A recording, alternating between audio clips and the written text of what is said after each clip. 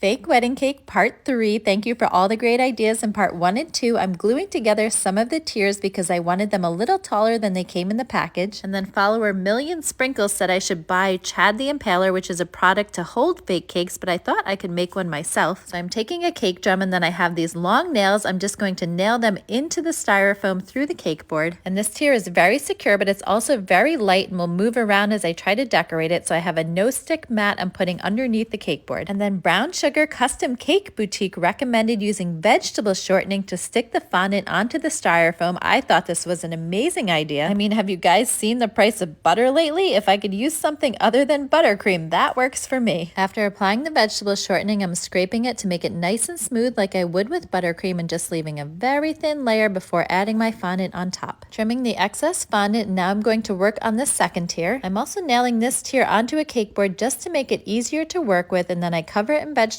shortening and fondant as well. And on this tier, I accidentally left a thicker layer of vegetable shortening, which caused the fondant to slip down and crack a little bit along the top, so beware of that. And I'll just have to cover up those areas with decorations. Popping the second tier off the cake board with the nails so that I can keep using it, then I'm going to wipe down this cake board and add on the top tier. I repeat the same process, adding the vegetable shortening and then the fondant, and then I also take the top tier off the cake board with the nails. There's one more fourth tier I covered in edible gold leaf, and I'll post a separate tutorial on that. It's finally time to start stacking the cake. I also made some rice paper sails in part 2, just playing around with where I might put them on the cake. Let me know if you have any other design ideas for part 4.